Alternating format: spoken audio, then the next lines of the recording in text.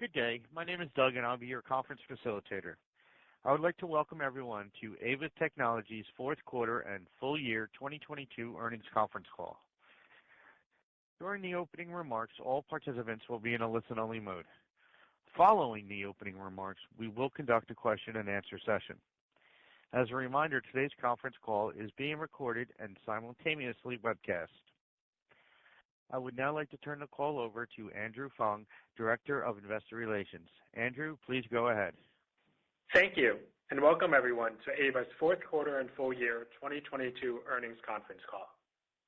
Joining on the call today are Soroush Salehian, Aeva's Co-founder and CEO, and Saurabh Sinha, Aeva's CFO. Ahead of this call, we issued our fourth quarter and full year 2022 press release and presentation, which we will refer to today and can be found on our investor relations website at investors.aeva.com. Please note that on this call, we will be making forward-looking statements based on current expectations and assumptions, which are subject to risks and uncertainties. These statements reflect our views only as of today and should not be relied upon as representative of our views as of any subsequent date. These statements are subject to a variety of risks and uncertainties that could cause actual results to differ materially from expectations. For a further discussion of the material risks and other important factors that could affect our financial results, please refer to our filings with the SEC, including our most recent Form 10-Q and Form 10-K. In addition, during today's call, we will discuss non-GAAP financial measures, which we believe are useful as supplemental measures of Aeva's performance.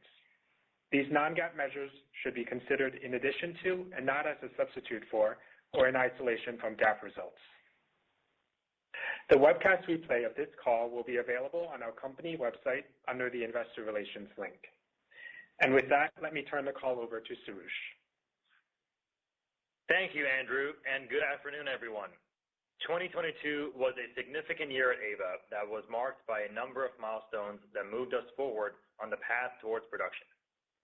I would like to summarize our key achievements on slide 5. First, we introduced Aeries II, the world's first commercially available 4D LiDAR offering high performance and a smaller form factor. Over the course of 2022, we shipped to more than 40 customers. Importantly, this has enabled us to progress on a growing number of vehicle programs to the advanced or RFQ stage with leading OEMs. Second, our commercial progress was possible because of our ability to bring up our initial manufacturing line. Launching a new product is not trivial, and I am very proud of the work the Aeva team accomplished to increase the pace of production by approximately 3 times by year-end and enable us to meet more of the growing demand for our unique products. Third, we solidified our accelerated expansion into the established and growing industrial automation markets with the addition of our collaboration with SICK AG. We also completed core development of our LiDAR-on-chip perception platform for industrial automation, which we are using for our existing customers, including Nikon, as well as to grow our opportunities in industrial automation. And fourth, all of this was accomplished while maintaining a sharp focus on spend. OPEX came in below the outlook we provided for 2022 by more than 10%, without limiting our ability to execute. We ended the year with $324 million in cash and marketable securities, which positions us well to continue investing strategically to bring Aeva 4D LiDAR to market. Turning now to slide 7, I would like to provide more color on recent business developments. The Aeva team has been laser-focused on advancing our growing commercial momentum, and our efforts are beginning to show meaningful progress. In particular, I am excited to share that Aeva has been selected by a top 10 global OEM for their vehicle development program. We are starting to deploy Aeva 4D LiDAR as the long-range LiDAR on this OEM's on-road development fleet, where valuable real-world data with a new dimension of velocity will be used to define the specifications for production vehicles with a targeted 2025 start of production. We have been engaged for some time with this OEM, and now they can start to incorporate Aeva's unique velocity data and the perception software to achieve their high standards for safety. Because FMCW can instantly measure velocity for every pixel and is immune to interference from other LiDARs or the sun, it can provide unique advantages over time-of-flight or 3D LiDAR in detection and classification of critical objects on the road. We believe this helps OEMs with a better margin of safety and to achieve the performance needed for broad deployment of advanced ADAS and autonomous capabilities. We hope to share more details on this collaboration over the course of this year.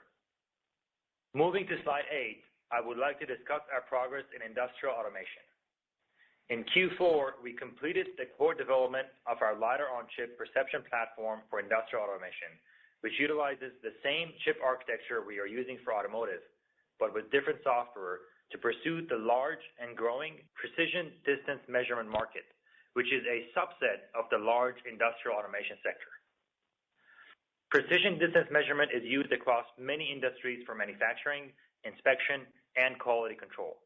While the market is already multi-billion dollars in size, broader adoption has been limited by current solutions that are typically challenged in meeting the right balance of performance, cost, and size all in one solution, often resulting in multiple product architecture SKUs for each application to achieve, for example, short, mid, or long-range distance measurements.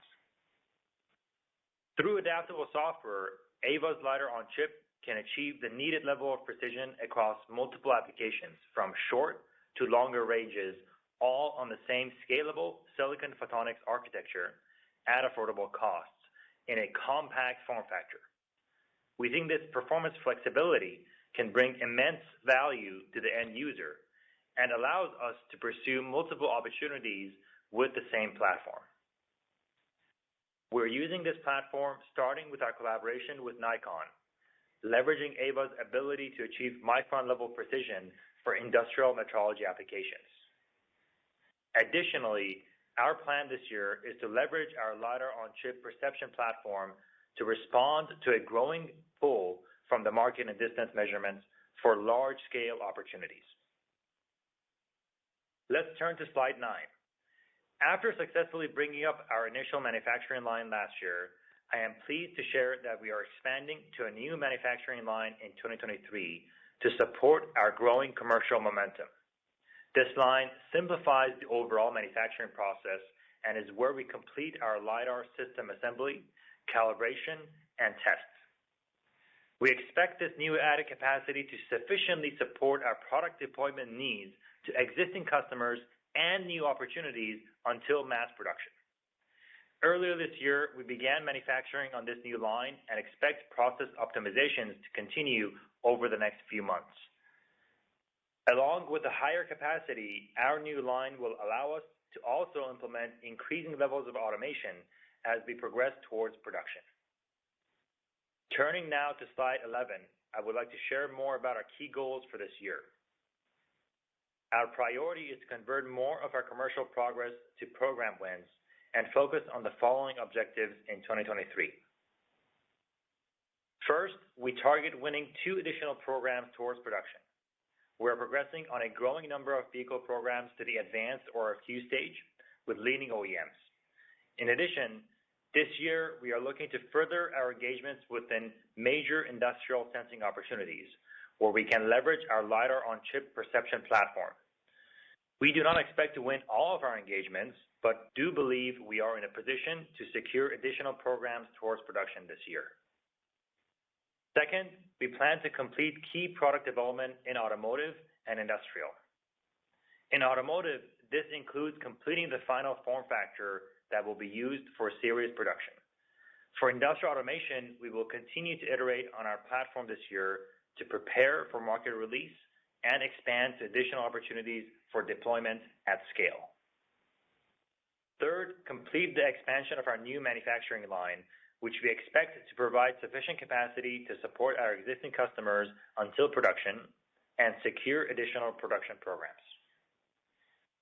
And fourth, we are focused on maintaining strong financial discipline as we work to bring Aeva 4D LiDAR to market. As Saurabh will discuss in more detail next, we target OpEx in 2023 to be similar to 2022. We have a strong balance sheet and will continue to strategically invest to meet the increasing demand for our unique 4D LiDAR technology. With that, let me turn the call over to Saurabh, who will discuss the financials. Thank you, Soroush, and good afternoon, everyone. Let's turn to slide 13 to discuss our full year 2022 financial results and 2023 financial outlook. Revenue for full year 2022 was $4.2 million, which included revenue of $8.1 million that was partially offset by an adjustment of $3.9 million due to an existing customer's roadmap revision towards less customization. This aligns with our standard product line capabilities. We look forward to continuing our collaboration with this customer on their program. Non-GAAP operating loss for the full year 2022 was $127.7 million, which primarily consisted of R&D expenses. In addition, we continued to efficiently manage operating expenses, and it came in below our annual outlook for 2022 by more than 10%. Our gross cash use, which is operating cash flow less capital expenditure, was $117.4 million for the full year 2022. This enabled us to end the year with a strong cash equivalents, and marketable securities position of $323.8 million. Weighted average shares outstanding for the fourth quarter was 218.4 million. Turning now to our financial outlook for 2023. As Soroush said, this year we are focused on increasing our wins and supporting our customers on product validation and development of their end products. We are targeting revenue in 2023 to grow by at least 50% year-over-year, driven by higher product deliveries to our key customers.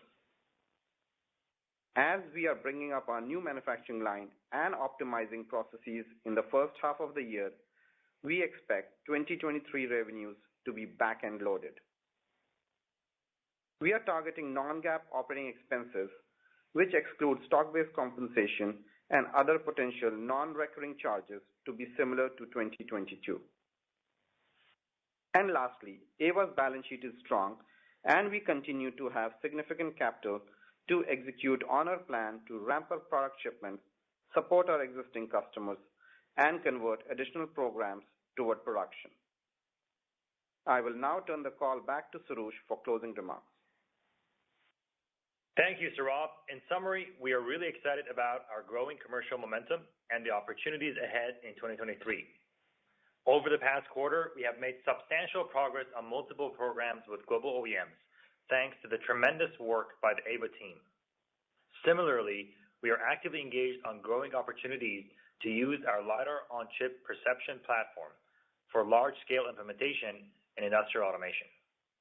Our focus in 2023 is on winning these opportunities and continuing to work towards production with our existing partners. We are in a strong position with our unique technology and financial position to do so, and I look forward to sharing our progress over the course of this year. With that, we will now open up the line for questions. Thank you. Ladies and gentlemen, at this time, we will be conducting a question and answer session. If you'd like to ask a question, you may press star one on your telephone keypad. A confirmation tone will indicate your line is in the question queue. You may press star two if you would like to remove your question from the queue. For participants using speaker equipment, you may need to lift up your handset before pressing the star key. Please limit yourself to one question only. Our first question comes from the line of Colin Rusch with Oppenheimer. Please proceed with your question. Thanks so much, guys, and congratulations on all the progress. You know, with the increased availability of product, and having been able to get samples out, can you talk a little bit about the availability of samples and how that's changing the scope and scale of the customer engagement that you're able to work on at this point? Sure, Colin. Happy to answer that. This is Soroush. So, obviously, as we set the goal last year to release Aeries 2, this was a key milestone for us. We did achieve that goal. We really delivered on launching Aeries 2. And this has been a key factor for us, right? As I mentioned on the call, that launch resulted in us being able to ship to over 40 plus customers. We have further expanded with that our ability to secure new partners in the industrial as well, including with the collaboration with SICK AG. Of course, in addition to our existing collaboration with Nikon. We've also made good progress in bringing up our initial manufacturing line. So all of that has really resulted us to actually now continue our progress towards advancing to the late stage or a few stages with multiple customers, which obviously if we could not deliver Ares 2 would have been a problem. So that's been a big win for us. I think also generally the feedback from customers has been quite positive, and we're making now meaningful progress. And case in point is the top 10 OEM decision that I mentioned on the call to start implementing our LiDAR on their vehicle fleet, which is a significant milestone for us as well. So hope that answers your question. Yep, that's helpful. And then with the manufacturing process, can you talk a little bit about the key areas of maturation that you're working on right now this year, and then also the capex spend that you're planning to put into that line this year as you work towards a larger scale? Yeah. So as I mentioned on the call, this year we're expanding our manufacturing to a new line, which is really further increase our capacity. And the important thing is that our overall LiDAR system manufacturing is being simplified in terms of process. We are increasing automation.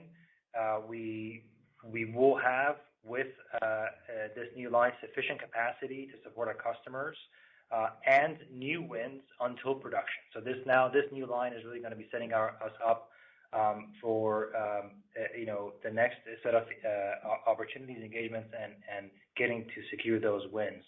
But the activity really is around continuing with process optimizations, which I mentioned on the call we're going to be doing in the next few months, and further increasing our automation level to really continue scaling our product deliveries throughout the rest of this year to those key customers. Our next question comes from the line of Antoine Chkaiban with New Street Research. Please proceed with your question. Hi, Andrew, Soroush, and Sarab. Thanks for the update and for taking my question. Maybe my main question is, recent news flow suggests that multiple LiDAR-enabled L3 ADAS designs are getting pushed out by 1 to 2 years. And can you maybe please give us your latest perspective on the situation, what you are hearing in conversations with OEMs, and in particular, has anything changed with regards to whether those L3 platforms will adopt LiDAR when they eventually ramp, and what their latest thoughts are on time of flight versus FMCW? Yeah, sure, Anton. Happy to answer that. So I think generally, obviously, OEM to OEM, vehicle type to vehicle type, and level automation, there is differences in approaches between across these folks. There are differences in the timings. I think some of the, can assume from what we hear in the industry, some of the very, very high, super high level automation obviously has timelines wise is what we are seeing is pushed out. But from those L3 plus and ADAS applications from automation, that's actually where a lot of the focus is. And this, has been critical for our case in terms of our advancement throughout the opportunities, evidenced by the fact that we've been able to actually provide units to our customers and start delivering samples so they can actually validate. But also importantly, now these OEMs starting to actually make progress towards the RFQ stages. So we're now in multiple RFQ programs as a result of our ability to ship last year with Ares 2. There are a number of decisions that are happening. We expect to happen this year. And one, of course, case in point in this clear evidence is that this top 10 OEM that we talked about, which is an established leader in automotive, as I mentioned on the call, with significant scale. And we've been working with this OEM for some time now. And, this OEM was tested with other 3D Time of Flight LiDARs in the prior development stages, since our close collaboration is now, in the next stage is actually deciding to implement our LiDAR technology, the 4D LiDAR, as the long-range LiDAR on the fleet vehicle. So that's to your point about what the advantages that the folks are seeing. I think that's now starting to take shape, and it continues to build on our belief that the industry over time is going to transition to FMCW. But again, we are pretty encouraged by the progress we've made, and excited to start off the year with this growing momentum here. Thanks for that, for the color. And maybe just as a quick follow-up, so you mentioned that you're progressing well on a growing number of vehicle programs, the advanced or a few stage with leading OEMs. And so maybe if you could just give us like a sense of how things have progressed relative to, say, 90 days or 180 days ago, so we can better visualize how momentum is picking up. That would be amazing. Yeah, sure. Look, as I said, as a direct result of our ability to actually ship product to customers, and also some of the customers now decisions happening this year, and we are now fortunate to be advancing to those RFQ stages and advanced stages on multiple programs with decisions happening in the next number of months. One, two is we are seeing some of those OEMs after they start actually implement and use our technology to really start realizing how they can leverage the key dimensions such as velocity, the differentiation of our technology, and this in large part is helping some of those folks to achieve some of the higher level standards that they could not achieve before with other solutions, right? So that I think is some of the traction and actually evidence that we're seeing from the customer. We fully expect to continue working with through these program opportunities, RFQs with these customers, as well as supporting this top 10 OEM as they work towards production. And as I mentioned, with the target SOP of 2025. Our next question comes from the line of Joe Moore with Morgan Stanley. Please proceed with your question. Great, thank you. In terms of the new OEM arrangement that you talked about it as a development agreement with kind of the intent to go to manufacturing in 2025. Can you be, what does that development agreement mean? Is it a commitment to volume? Is there, prospects for volume, but you have to meet certain milestones? Just how should we think about what a development agreement means in terms of certainty of revenue commitment? Yeah, sure, Joe. Happy to answer that. So let me give you some context background as we're talking about this now a little bit. So first of all, as I mentioned, this OEM is an established leader in automotive with significant scale. We've been working with them for some time. They, have tested with other 3D time-of-flight LiDAR in the prior stages, and with our close collaboration with this OEM, in the next stage, they decided to really implement our technology as the long-range LiDAR. So what does this mean? This means that we're expecting that this replaces the 3D time-of-flight LiDAR on the vehicle fleet.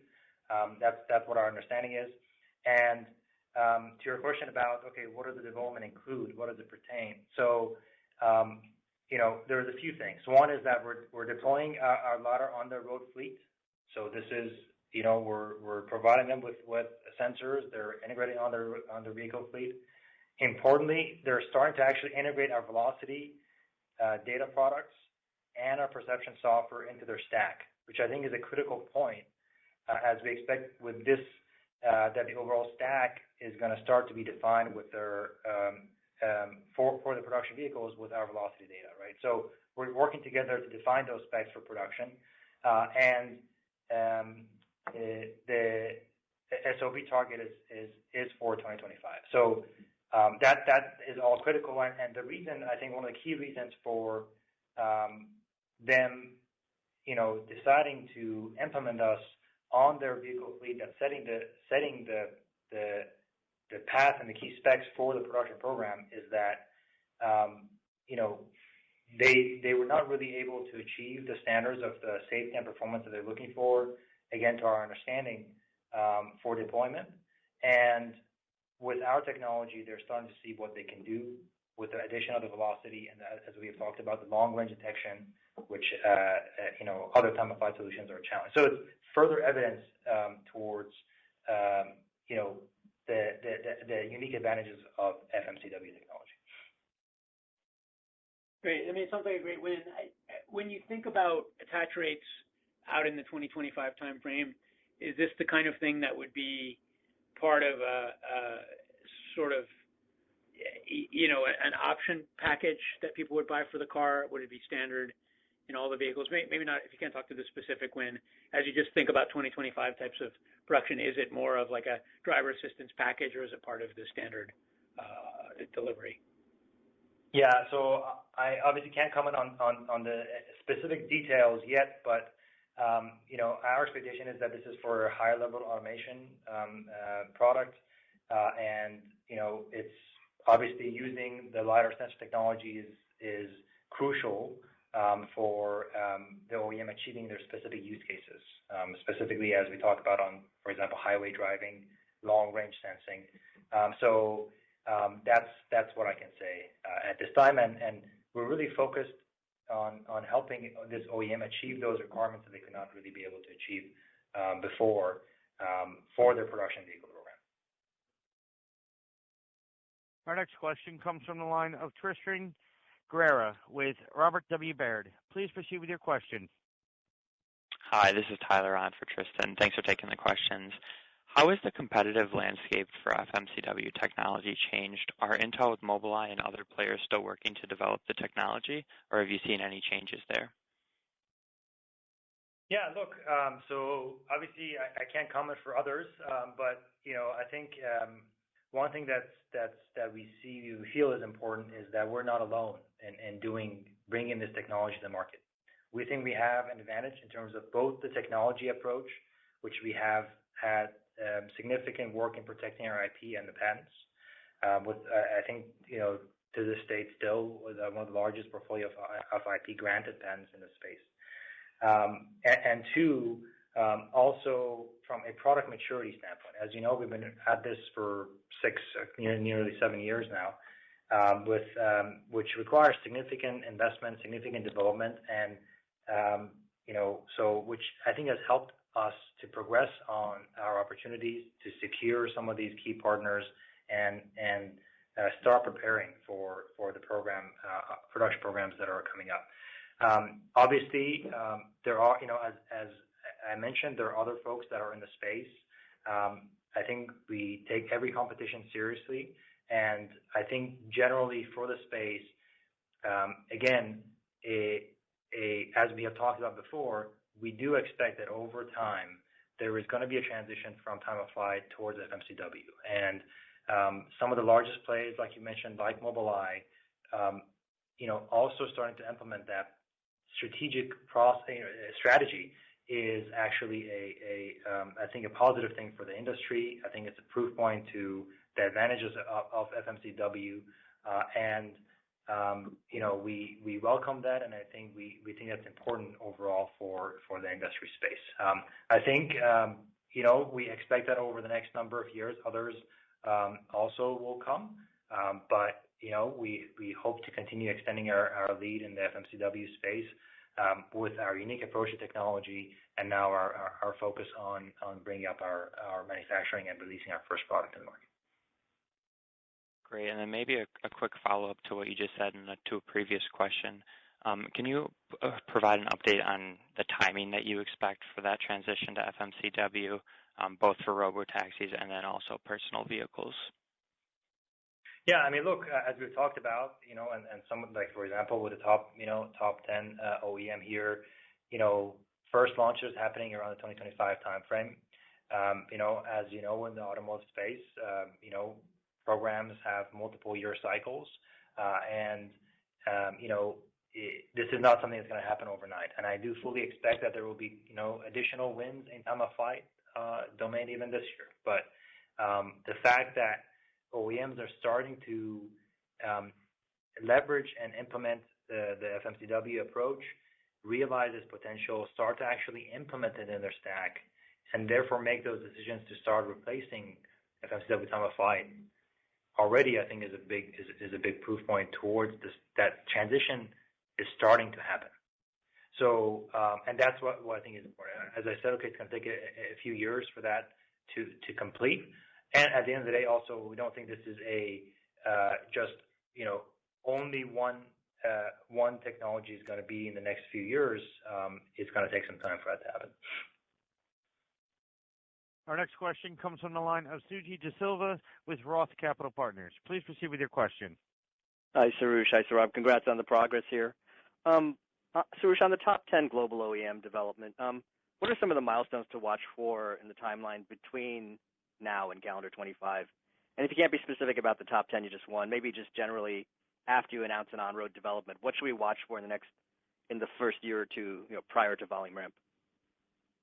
Yeah, I think, thanks for the question, Suji. So the biggest thing for us is, working together with this OEM to help them integrate the unique technology in their stack.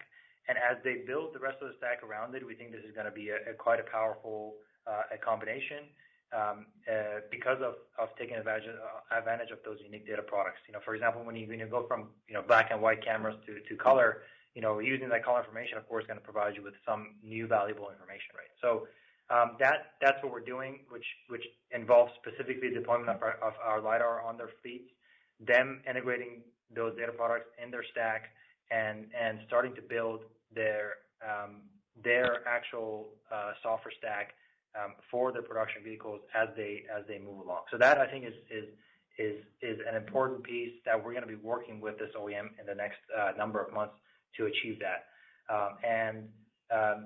Generally, you asked about generally from, okay, when you go to a fleet, what happens next? Typically, the next stages go through the traditional award process, RFQ and award. And,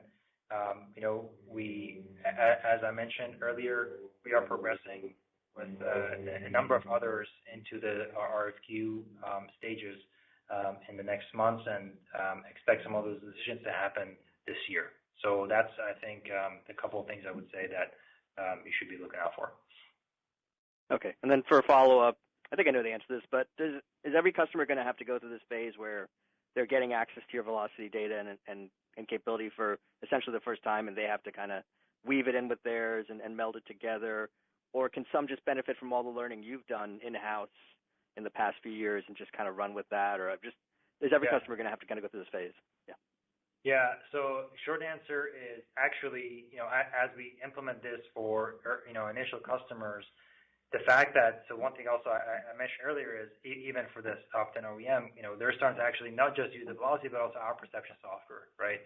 So, and that I think actually is an important value proposition because it actually helps them accelerate their integration piece. So it's not that this is a super long process.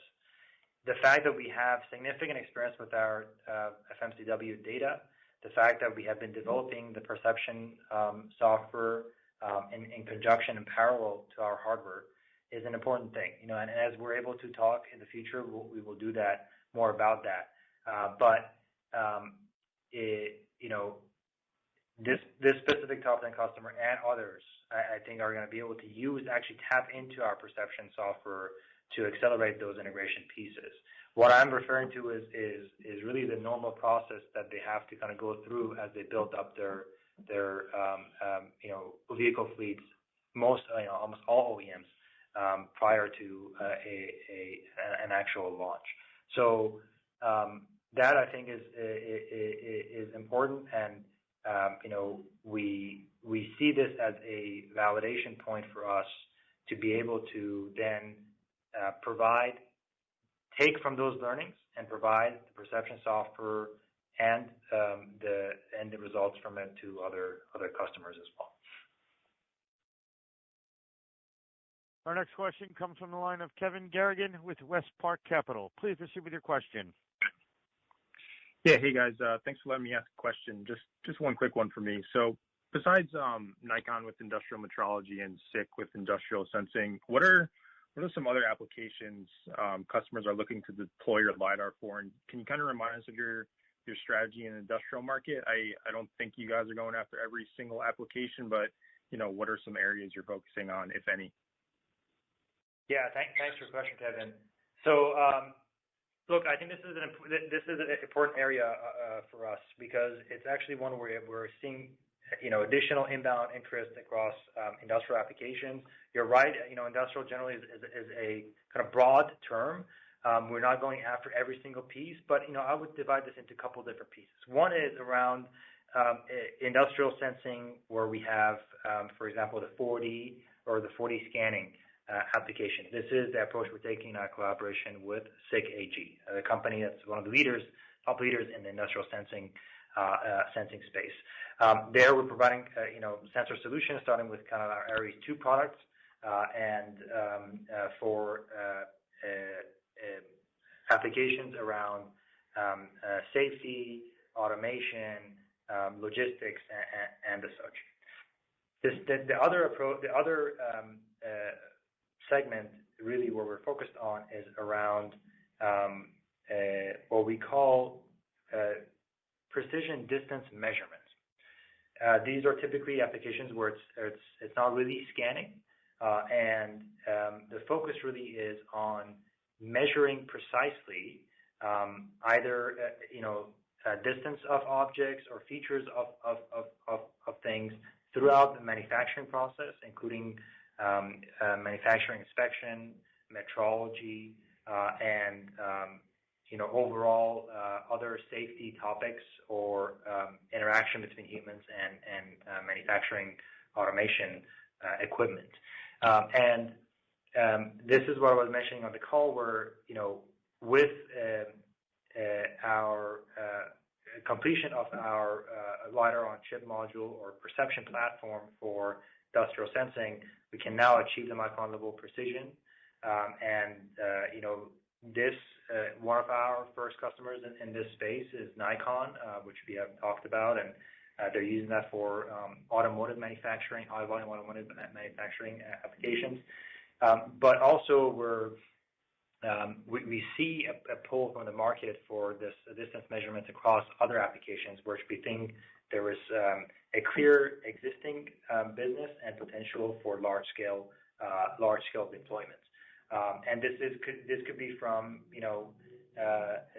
anything from a few centimeters of distance to hundreds of meters of distance. And the key for us is, unlike other solutions. So first of all, 3D zombified LiDAR, what's out there in the market, doesn't even typically address those markets because of some of the performance inherent limitations. Other existing solutions are either typically across multiple SKUs with different architectures that are focused on some only doing a piece of it, so just very short range, some that's medium range, and some that's longer range.